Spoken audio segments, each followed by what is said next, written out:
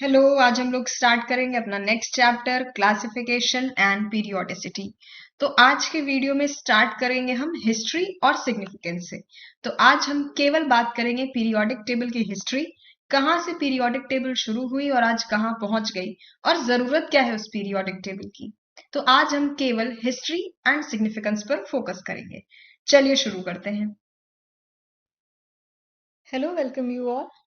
आज का चैप्टर जो हम शुरू करने वाले हैं that is classification and periodicity. First part है हमारे वीडियो का। कौन सा पार्ट कवर करेंगे? हम चैप्टर की शुरुआत करेंगे उसकी हिस्ट्री और सिग्निफिकेंस से। तो आज हम बात करेंगे पीरियोडिक टेबल के डेवलपमेंट के बारे में, कैसे स्टेप वाइज अलग अलग थ्योरीज आई और कैसे धीरे धीरे पीरियोडिक टेबल डेवलप होके आज मॉडर्न पीरियोडिक टेबल के फॉर्म में आई। क्या इंपॉर्टेंस है, क्या कुछ स्पेशल प्रॉपर्टीज हैं। चलिए शुरू करते हैं।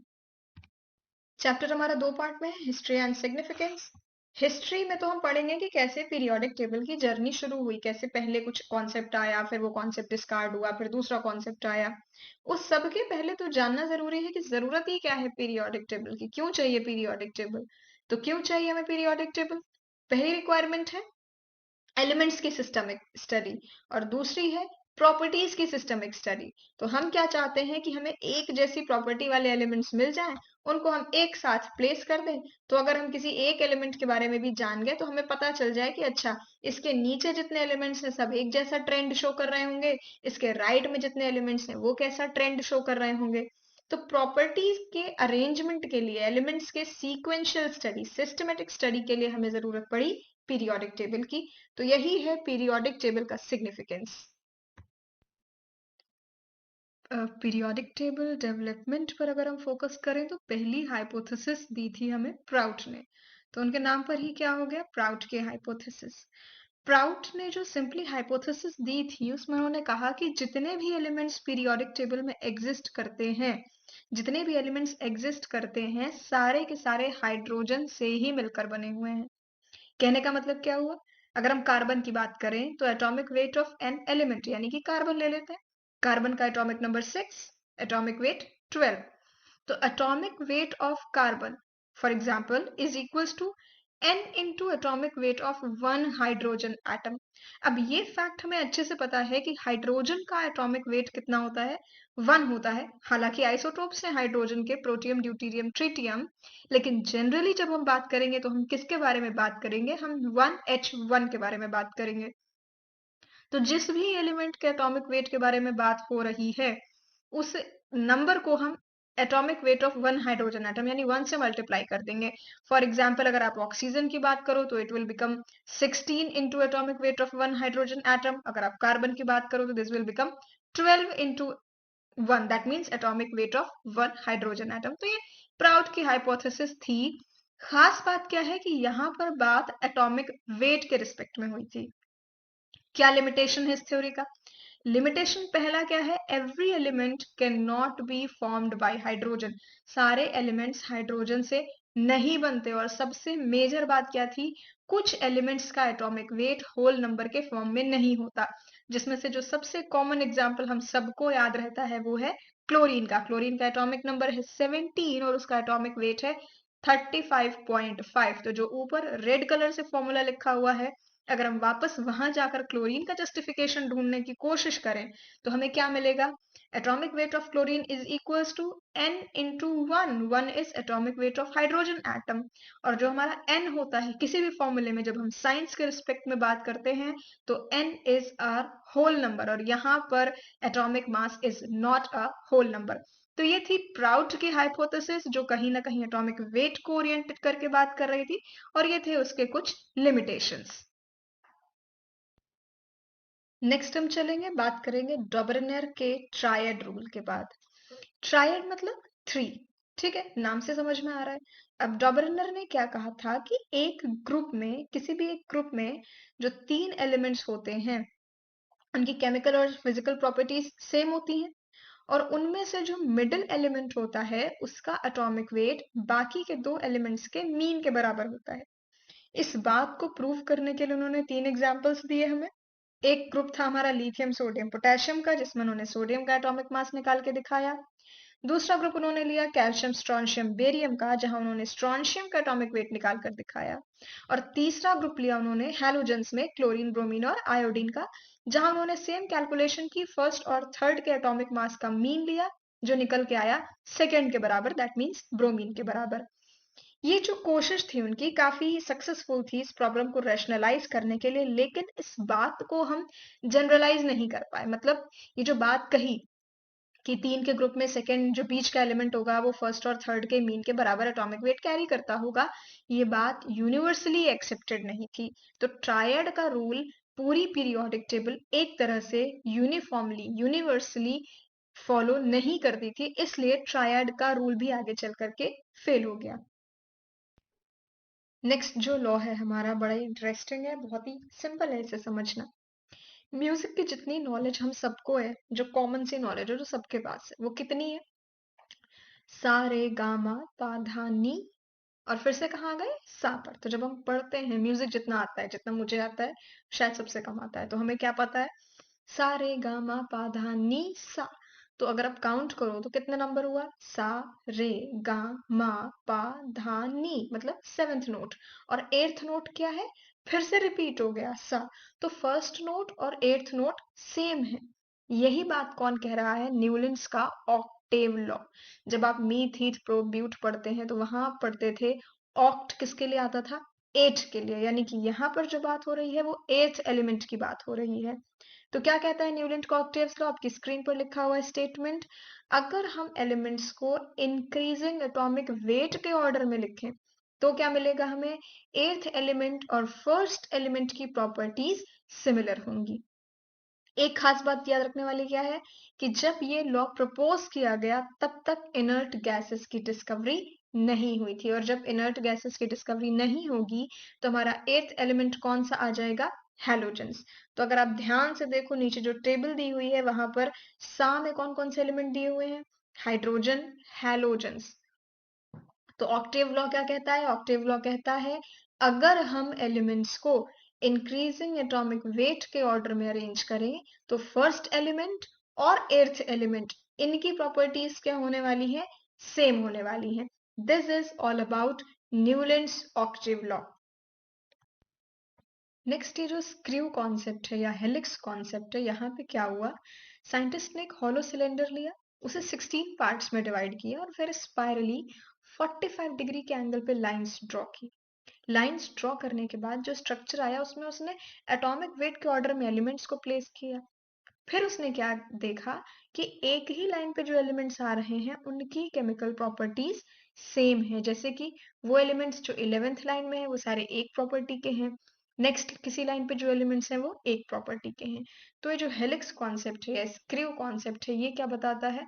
हॉलो सिलेंडर को वर्टिकली 16 पार्ट्स में डिवाइड किया गया, उसके बाद 45 डिग्री के एंगल पे स्पाइरल लाइंस ड्रॉ की गई। सेम लाइन पे लाई करने वाले एलिमेंट्स की केमिकल प्रॉपर्टीज सिमिलर थी।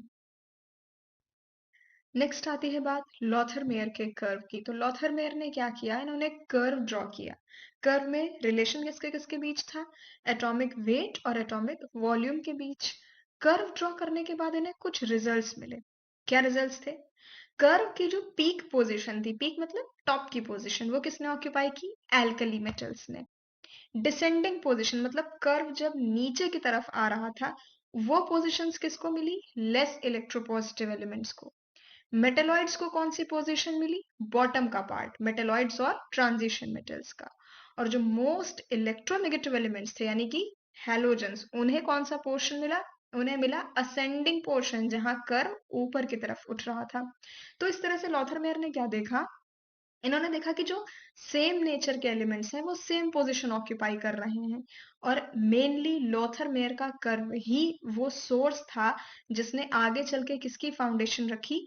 मेंडलीव के पीरियोडिक लॉ की। तो मेंडलीव का periodic law that was basically founded on Lothar Meyer's curve.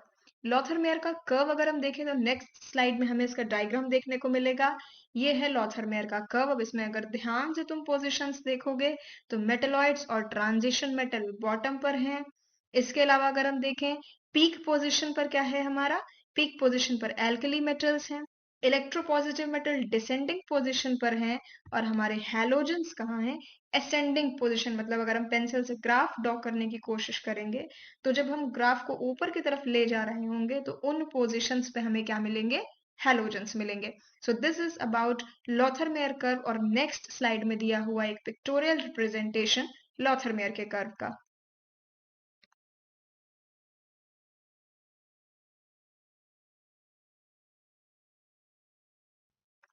अब बात करेंगे फाइनली मेंडलीव के पीरियोडिक टेबल की। जब भी हम पीरियोडिक टेबल की स्टडी करते हैं या जितनी भी बात मेजर या जनरली हमें पता है वो मेंडलीव के इर्द गिर्द ही पता है।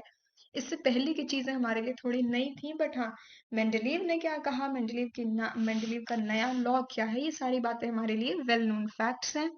तो सबसे पहले बात करेंगे मेंडलीव का पीरियोडिक लॉ क्या था। तो मेंडलीव ने क्या कहा था कि physical and chemical properties are periodic function of atomic weight. Mendeleev के हिसाब से एटॉमिक वेट गवर्न करता है किसी भी एलिमेंट की फिजिकल या केमिकल प्रॉपर्टीज को। दूसरी बात जो इंपॉर्टेंट है वो क्या है, जब मेंडलीव ने अपना लॉ दिया था तब तक नोबल गैसेस की डिस्कवरी नहीं हुई थी। इसके अलावा हॉरिजॉन्टल रोज को कहा गया पीरियड्स और वर्टिकल को कहा गया ग्रुप्स। तो ये बात हमें याद रखनी है, हमें पीरियड्स और ग्रुप्स में कंफ्यूज नहीं होना है। पीरियड कैसे हॉरिजॉन्टल और ग्रुप्स कैसे वर्टिकल। तो ये बात आप किसी भी निमोनिक से रिलेट करके लर्न करो, आपको ये बात कॉन्सेप्ट वाइज क्लियर होनी चाहिए that what is period and what is group. इसके अलावा जितने भी ग्रुप हैं उन्हें ए और बी में डिवाइड कर दिया गया है। ग्रुप फिर से कौन से, वर्टिकल कॉलम्स। तो ग्रुप्स को डिवाइड किया गया ए यानी कि नॉर्मल एलिमेंट्स में और बी यानी कि ट्रांजिशन एलिमेंट्स में। तो ये एक बेसिक इंट्रोडक्शन है किसके बारे में, मेंडलीव की पीरियोडिक टेबल या मेंडलीव के पीरियोडिक लॉ के बारे में, जहां पे उन्होंने क्या बताया, chemical and physical properties, these are periodic functions of atomic weight. Remember this thing, atomic weight. अब इसके बाद बात आती है क्या एडवांटेज थे मेंडलीव की पीरियोडिक टेबल के। मेंडलीव ने जो पीरियोडिक टेबल दी उसके कुछ तो प्लस पॉइंट्स रहे होंगे। तो क्या प्लस पॉइंट्स थे, पहली बात क्या थी, पहली बार जो क्लासिफिकेशन हुआ वो ग्रुप्स के बारे में हो सका, जिसकी वजह से प्रॉपर्टीज को पढ़ना आसान हुआ। जब आप ग्रुप में नीचे जाते हैं, सबसे अच्छा एग्जांपल, सबसे इजी एग्जांपल हैलोजेंस ले लो, फ्लोरीन, क्लोरीन, ब्रोमीन, आयोडीन, इनकी प्रॉपर्टीज एक जैसी होती हैं और ये सारे कहाँ लाई करते हैं, एक ही ग्रुप में। तो एलिमेंट्स को एक ग्रुप में जब अरेंज किया तो देखा कि नीचे आने वाले सारे एलिमेंट्स की प्रॉपर्टी एक जैसी है। तो ये एक अच्छा सिस्टमेटिक पैटर्न मिल गया हमें। तो हमें किसके लिए थैंकफुल होना चाहिए, मेंडलीव के लिए थैंकफुल होना चाहिए। दूसरी चीज क्या थी, जब मेंडलीव ने अपनी टेबल डिजाइन की, एटॉमिक वेट के हिसाब से एलिमेंट्स अरेंज किए, तो उन्होंने कुछ जगहें खाली छोड़ दी, कुछ स्पेसेस क्या किए, ब्लैंक छोड़ दिए। उन्हें ऐसा लगा कि यहाँ पर कोई भी एलिमेंट फिट बैठ ही नहीं रहा, तो उन्होंने इस जगह को ब्लैंक छोड़ दिया।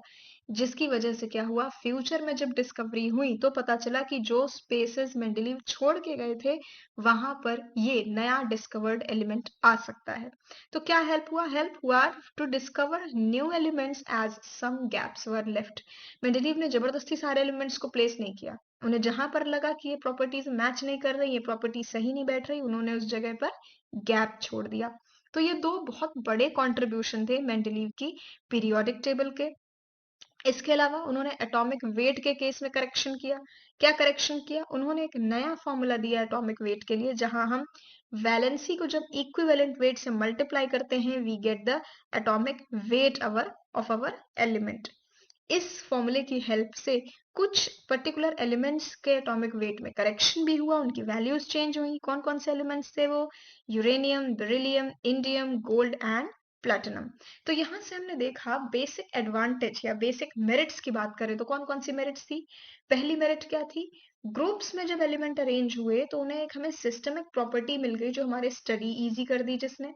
दूसरी चीज क्या थी, जो उन्होंने गैप्स छोड़े, जगह छोड़ी टेबल में अपनी टेबल डिजाइन करते समय एटॉमिक वेट के बेसिस पे, उसकी हेल्प से हमें एक हिंट मिला कि फ्यूचर में हम नए एलिमेंट्स की डिस्कवरी करें जो उन गैप्स को, उन वॉइड्स को फिल कर सके। और तीसरी इंपॉर्टेंट चीज, एटॉमिक वेट की वैल्यूज में करेक्शन, नया फॉर्मूला दिया, वैलेंसी इनटू इक्विवेलेंट वेट। तो ये बात थी मेरिट्स या advantages of Mendeleev periodic table. Everything has its own prawns and cons. तो जैसे कुछ मेरिट्स थे, कुछ प्लस पॉइंट्स थे, तो कुछ माइनस पॉइंट्स भी हैं। क्या डिफेक्ट्स है मेंडलीव की पीरियोडिक टेबल के? पहली चीज की हाइड्रोजन की पोजीशन फिक्स नहीं है। हाइड्रोजन की पोजीशन क्या होनी चाहिए? क्या वो फर्स्ट ग्रुप में लाई करना चाहिए या वो सेवेंथ ग्रुप में लाई करना चाहिए? इस बात की कोई सर्टेनिटी नहीं है। दूसरी चीज, आइसोटोप्स। आइसोटोप्स का एग्जाम्पल सबसे अच्छा हमें कौन सा पता है? Hydrogen. 1H1 is hydrogen, 1H2 hydrogen with atomic mass 2 becomes deuterium, and hydrogen with atomic mass 3 is called tritium. तो हाइड्रोजन की पोजीशन तो दी हुई है टेबल में, लेकिन ड्यूटीरियम और ट्रीटियम की पोजीशन कहाँ है? जबकि ये तीनों ही एग्जिस्ट करते हैं। तो आइसोटोप्स की कोई भी पोजीशन नहीं है। इसके बाद लैंथेनाइड्स और एक्टिनाइड्स के बारे में हमें नहीं पता कि वो नॉर्मल एलिमेंट्स हैं या ट्रांजिशन एलिमेंट्स हैं। तो वो 2A में लाई करेंगे या 2B में लाई करेंगे। इसके अलावा भी कुछ पॉइंट्स हैं, जैसे कि एटॉमिक वेट का जो ऑर्डर है वो प्रॉपरली फॉलो नहीं किया गया। ये आप फिफ्थ पॉइंट में देख सकते हैं। कोबाल्ट, निकल, आर्गन, पोटेशियम, इनके केस में क्या दिया हुआ है कि एटॉमिक वेट जिसका ज्यादा है उसकी पोजिशनिंग भी पहले कर दी गई है। तो ये कुछ डिफेक्ट्स थे मेंडलीव की पीरियोडिक टेबल के। अब हम बात करेंगे मॉडर्न पीरियोडिक टेबल की। जो मेंडलीव की पीरियोडिक टेबल थी उसका थोड़ा सा मॉडिफिकेशन करके हमें क्या मिल गई है? Modern periodic table. करंट में हम जितनी भी चीजें पढ़ते हैं, जो भी प्रॉपर्टीज स्टडी करते हैं, या जो हमारे एलिमेंट्स का जो भी अरेंजमेंट है, वो सब किसके हिसाब से है? मॉडर्न पीरियोडिक टेबल के हिसाब से। किसने प्रपोज किया था इसे? मोजले ने प्रपोज किया था। सबसे डिफरेंट बात, सबसे यूनिक या सबसे एक्सक्लूसिव बात आप क्या देखेंगे? इतने समय से अगर शुरू से हम पीछे रिवाइंड करके देखें तो जितनी भी बात हो रही थी सारी एटॉमिक वेट के रेफरेंस में हो रही थी। पहली बार यहाँ पे बात हुई है एटॉमिक नंबर के रेफरेंस में। तो modern periodic table is not based on atomic weight, but it is based on atomic number. किया क्या था मोजले ने? मोजले ने एक एक्सपेरिमेंट किया था जिससे उन्हें एक्सरे मिली थी। उसके बाद उन्होंने क्या ऑब्जर्व किया कि जो फ्रीक्वेंसी ऑफ रेज थी, एक्सरेज थी, that was proportional to atomic number. तो मॉडर्न पीरियोडिक लॉ या जो मोजले का पीरियोडिक लॉ है वो किसके बारे में बात करता है? वो बात करता है एटॉमिक नंबर के बारे में। एटॉमिक नंबर मतलब नंबर ऑफ इलेक्ट्रॉन्स। जैसे कार्बन के केस में 6, हाइड्रोजन के केस में 1, ऑक्सीजन के केस में 8 एंड सो ऑन। कुछ इसके अलावा कैरेक्टरिस्टिक्स क्या क्या है जो हम पहले भी पढ़ चुके हैं? सेम। वर्टिकल कॉलम्स ग्रुप कितने हैं? 9। हॉरिजॉन्टल सीरीज यानी कि पीरियड्स कितने हैं? 7। अब यहां पर आ गई, किसका इंट्रोडक्शन आ गया यहाँ पे? इनर्ट गैसेस का। अभी तक जब मेंडलीव की पीरियोडिक टेबल की हम बात कर रहे थे तो हमने एक पॉइंट क्या देखा था? इनर्ट गैसेस का इंट्रोडक्शन नहीं हुआ था, इनर्ट गैसेस की डिस्कवरी नहीं हुई थी। इस कंडीशन में, मॉडर्न पीरियोडिक टेबल के कंडीशन में क्या हुआ है? इनर्ट गैसेस इंट्रोड्यूस हो गई। किसने इंट्रोड्यूस की? रैमसे ने। रैमसे वाज अ साइंटिस्ट जिन्होंने इनर्ट गैसेस इंट्रोड्यूस की पीरियोडिक टेबल में। और जीरो ग्रुप दिया गया। इनर्ट गैसेस के ग्रुप को हम क्या कहते हैं? जीरो ग्रुप कहते हैं। तो ये एक ब्रीफ या एक बेसिक बात हुई किसके बारे में? मॉडर्न पीरियोडिक टेबल या मॉडिफाइड मेंडलीव्स पीरियोडिक टेबल, जिसे प्रपोज किसने किया था? मोजले ने। And it is based on atomic numbers. इस स्लाइड में तुम्हें एक पिक्टोरियल रिप्रेजेंटेशन दिया हुआ है long form of periodic table या मॉडर्न पीरियोडिक टेबल जिसकी हम बात कर रहे हैं। अगर तुम ध्यान से देखो तो इस टेबल की खासियत क्या है? यहाँ पर जीरो ग्रुप इंट्रोड्यूस हो गया है। राइट मोस्ट कॉर्नर में अगर तुम देखोगे तो वो कौन सा ग्रुप है? Inert gases. Helium, neon, argon, krypton, xenon, radon, inert gases का ग्रुप, जीरो ग्रुप इंट्रोड्यूस हो गया है। इसके अलावा नीचे की तरफ अगर तुम देखोगे तो तुम्हें लैंथेनाइड्स और एक्टिनाइड्स सेपरेटली प्लेस्ड भी दिख रहे हैं। तो इस पीरियोडिक टेबल में तीन नई चीजें कौन सी इंट्रोड्यूस हुई? पहला, जीरो ग्रुप। उसके अलावा लैंथेनाइड और एक्टिनाइड सीरीज। तो ये एक पिक्टोरियल रिप्रेजेंटेशन है मॉडिफाइड मेंडलीव पीरियोडिक टेबल का। अब आती है बात present form of periodic table की। अब जो मॉडर्न पीरियोडिक टेबल हो रही है, जो हम यूज कर रहे हैं, उसे कहते हैं बोरबरी रैंक पीरियोडिक टेबल या वर्नर पीरियोडिक टेबल। खास बात क्या है? ये भी एटॉमिक नंबर पर ही बेस्ड है। अब जो हम पीरियोडिक टेबल पढ़ते हैं that is also based on atomic number. 7 periods हैं एंड 18 ग्रुप्स हैं। कितने ग्रुप्स हैं? 18 ग्रुप्स हैं और 7 पीरियड्स हैं। इसके अलावा आईयूपीएससी के हिसाब से जो 18 वर्टिकल कॉलम्स हैं हमने उन्हें first group, second group, third group ऐसे करके 18 तक नाम दे दिया है। सेम ग्रुप के जितने भी एलिमेंट्स हैं वो एलिमेंट्स जो सेम ग्रुप में लाई करते हैं उनकी आउटर मोस्ट शेल यानी कि वैलेंस शेल में सेम नंबर ऑफ इलेक्ट्रॉन्स हैं। तो वो सारे एलिमेंट्स जो एक ही ग्रुप में लाई करते हैं, एक ही ग्रुप मतलब एक दूसरे के नीचे लाई करते हैं, उन सबके number of valence electrons same होंगे। और जब किसी भी दो एलिमेंट्स में same number of valence electron होते हैं तो उनकी प्रॉपर्टी भी सेम हो जाती है। कैसे सेम हो जाएगी उनकी प्रॉपर्टी? अगर तुम्हारे पास दो एलिमेंट्स हैं ए और बी, ए के नंबर ऑफ वैलेंस इलेक्ट्रॉन भी 2 हैं और बी के नंबर ऑफ वैलेंस इलेक्ट्रॉन भी 2 हैं, तो वो ऐसी ही रिएक्शन में पार्टिसिपेट करेंगे जहां वो उन दो इलेक्ट्रॉन्स को डोनेट कर सके। मतलब दोनों number of same electron exchange कर सकते हैं, तो उन दोनों की प्रॉपर्टी क्या होंगी? सेम हो जाएंगी। इसलिए chemical property is mostly govern by number of valence electron. फिर से वापस अपनी बात पे लौटेंगे। एक ही ग्रुप में एक दूसरे के नीचे जो एलिमेंट्स होते हैं सब में number of valence electron same होते हैं, जिसकी वजह से उनकी केमिकल प्रॉपर्टीज भी सेम होती हैं। तो ये सारी बात हो गई present form of modern periodic table या long form of modern periodic table के बारे में। अब यहां पर तुम्हें दिख रहा है पीरियड्स का डिस्क्रिप्शन। पीरियड्स क्या थे फिर से याद करो। हॉरिजॉन्टल रोज, वर्टिकल नहीं, हॉरिजॉन्टल। कितने? 7 पीरियड्स। तो फर्स्ट पीरियड में सबसे टॉप पे क्या क्या होगा? हाइड्रोजन, और राइट साइड पे एकदम हीलियम। सेकेंड पीरियड में क्या क्या मिलेगा? लिथियम से लेकर के नियॉन तक के सारे एलिमेंट्स। तो तुम एक काम करो, जो पीरियोडिक टेबल बनाते हो उसकी जगह एक रेक्टेंगुलर बॉक्स ड्रॉ करो और उस रेक्टेंगुलर बॉक्स को 7 पार्ट में डिवाइड करो हॉरिजॉन्टल लाइन खींचकर। सबसे ऊपर में कौन कौन आएगा फर्स्ट पीरियड में? Hydrogen, helium. सेकंड में हाइड्रोजन के नीचे तुम lithium, sodium, potassium, rubidium, caesium, francium ऐसे लिखते चले जाओ। तो जो फर्स्ट लेवल पे है वो first period, second period, third period, fourth period and so on. तो ये है पीरियड्स का डिस्क्रिप्शन, तुम्हें बताने का तरीका। कितने पीरियड्स होते हैं? 7 पीरियड्स होते हैं। कौन से लाइन को हम पीरियड्स कंसीडर करते हैं? हॉरिजॉन्टल लाइन को पीरियड्स कंसीडर करते हैं।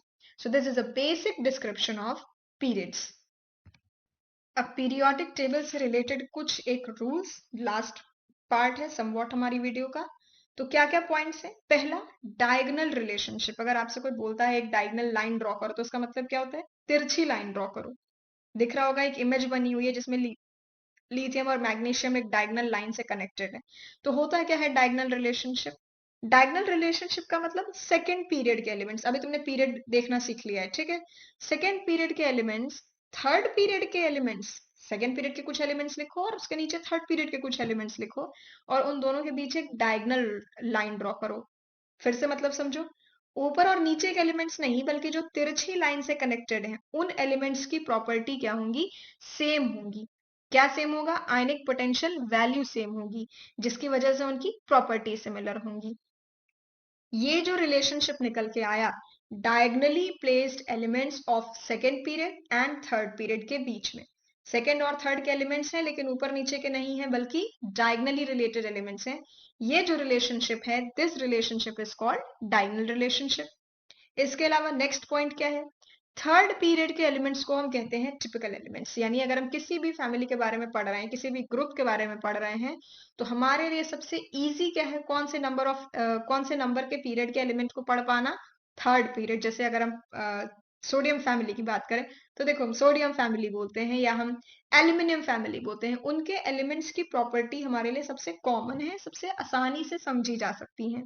तो जो थर्ड पीरियड के एलिमेंट होते हैं, जहां पर तुमने वो अपना पीरियड का डायग्राम बनाया है, हॉरिजॉन्टल लाइन ड्रॉ की है, वहां जहां पर तुम्हारा थर्ड कॉलम आ रहा है, थर्ड पीरियड आ रहा है, उसके आगे तुम रेड पेन से क्या लिख सकते हो?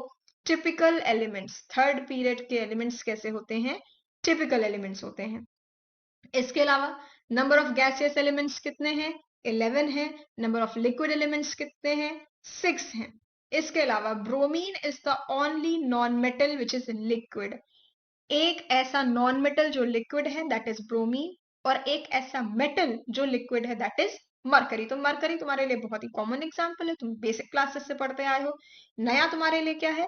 एक ऐसा नॉन मेटल जो लिक्विड फॉर्म में एग्जिस्ट करता है दैट इज ब्रोमीन। इसके अलावा कौन सा पॉइंट इंपॉर्टेंट है? सेकेंड पीरियड के एलिमेंट्स में सबसे ज्यादा गैसियस एलिमेंट्स होते हैं। कितने? 4। तो यानी कि सेकेंड पीरियड में 4 गैसियस एलिमेंट हैं, बाकी किसी भी पीरियड में इससे ज्यादा गैसियस एलिमेंट्स नहीं है। तो ये कुछ इंपॉर्टेंट पॉइंट्स थे, इंपॉर्टेंट प्रॉपर्टीज थी किसकी, मॉडर्न पीरियोडिक टेबल की। जब हम history and significance part cover कर रहे हैं तो उसमें हम बेसिक इंट्रोडक्शन में एक लास्ट पार्ट और लेंगे नॉमेनक्लेचर का। नॉमेनक्लेचर हमने बेसिक सा सीख रखा है, एक कार्बन होता है तो मीथ, दो कार्बन होते हैं तो ईथ, फिर prop, but, pent, hex, hept, oct, non, dec. इस तरह से हमें 10 तक तो आता है अच्छे से। अब इसके आगे हम कहाँ बढ़ने वाले हैं, हम बढ़ने वाले हैं 100 के पार, कि अगर हमारे पास कोई ऐसा एटॉमिक नंबर आया जिसकी वैल्यू 100 से भी ज्यादा है, फिर हम कैसे नाम रखेंगे।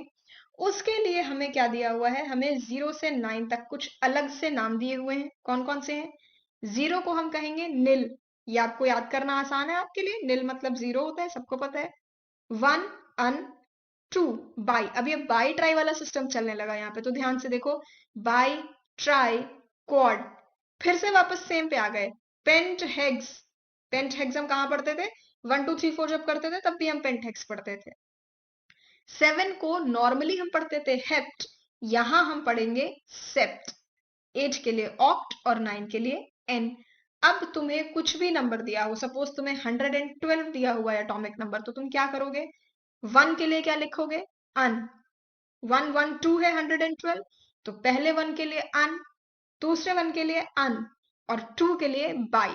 तो क्या नाम हो जाएगा तुम्हारे 112 की वैल्यू का, अन अन बायम। ठीक है, अन अन बायम।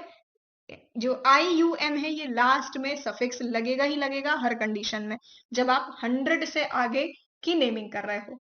तो ये एक जनरल नॉमेनक्लेचर है, कभी कभी एक दो क्वेश्चंस आ जाते हैं जहां पे 100 से ज्यादा का नॉमेनक्लेचर के बारे में, आईयूपीएससी नेमिंग के बारे में क्वेश्चन पूछ लेता है। तो हमें क्या याद रखना है, हमें केवल 0 से 9 तक के नाम याद रखने हैं, निल से लेकर के एन तक, और एक कॉन्सेप्ट याद रखना है कि सफिक्स के लिए हमारे पास हमेशा आई यू एम ये सफिक्स ऐड ही करेंगे हम। तो इस पार्ट में हमने देखा बेसिक इंट्रोडक्शन, सिग्निफिकेंस और डिस्कवरी। कमिंग पार्ट में हम डिस्कस करेंगे इसके अलावा चैप्टर में डिटेल में कौन कौन सी प्रॉपर्टीज दी हुई हैं, कौन कौन से एलिमेंट्स दिए हुए हैं। कोई भी क्वेश्चन रहता है, कोई भी डाउट रहता है, just drop it into the comments and I will try to resolve it as I can. Happy learning.